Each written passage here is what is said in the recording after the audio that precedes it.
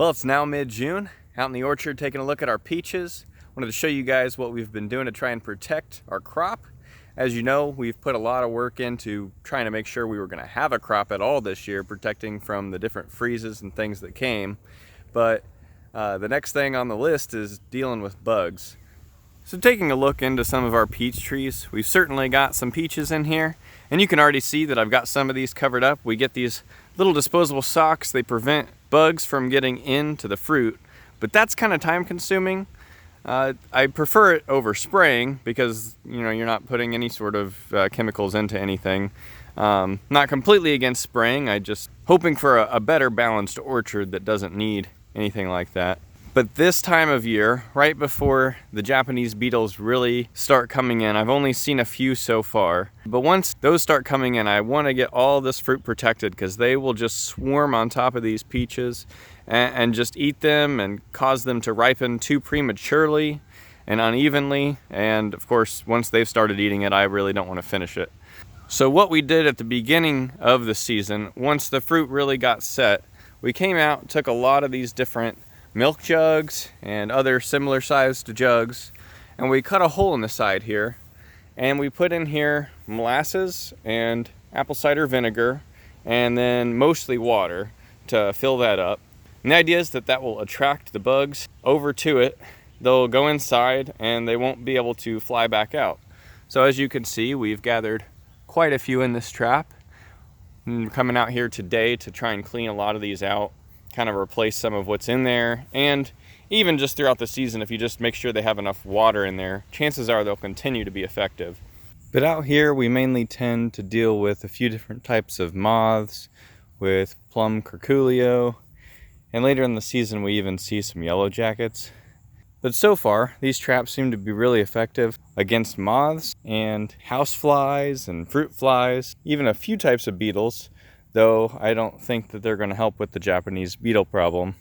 But hopefully these traps will handle a lot of the things that the chickens don't seem to be getting.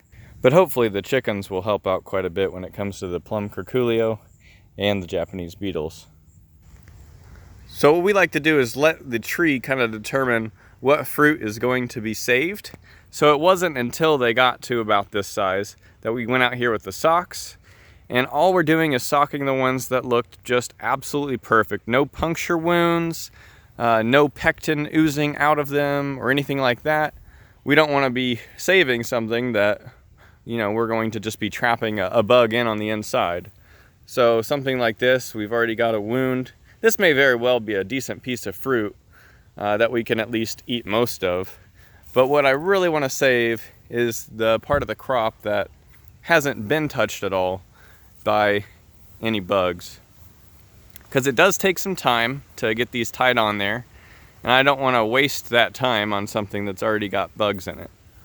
So if you look here, this is one that you can see the pectin oozing out, and this is where they've had that damage, especially from that oriental fruit moth and perhaps from some other things. But that's a clear sign, and especially early on when these are even smaller and you've got that, usually just go ahead and thin these off and feed them straight to the chickens so that whatever's growing in there goes to feeding our chickens and doesn't get to feed anymore on our peaches. And lightening the fruit load also helps your peaches as well, because then you don't have to worry so much about that, because then they have less that they've got to deal with. So you can see that jelly pectin to it. So this is one I'll go ahead and let the chickens take care of for us. I'm not even sure how interested he is in the fruit versus the actual bug inside. But you can see here, what I like to do when I wrap these is go ahead and get this completely wrapped around the top. I like to flip in the sides and then tie around the branch. So that way, if this piece of fruit falls, then it'll still be on the branch and I can come harvest it later, because especially if these fall unprotected, the chickens are going to be the ones eating them and not me. But that also can help prevent any bruising as well. So we'll see how well that over tying works here, where I've tied onto the branch. I haven't done that before this year. We normally were just tying around the fruit, and that was fine if we got it within the day or two.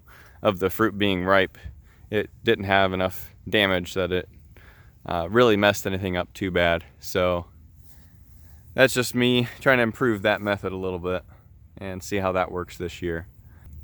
But we're working to get a lot of these covered, because 2 days ago we saw our first Japanese beetles, and especially on our earliest bearing peach, they definitely attract the beetles in there with those sweet smells of that fruit. So with any luck, we'll be able to protect at least the best portion of the crop from them and get a good harvest this year. So hopefully this has been helpful and gives you guys some ideas on what you can do to help protect your peaches and nectarines and other similar kinds of fruit on your fruit trees.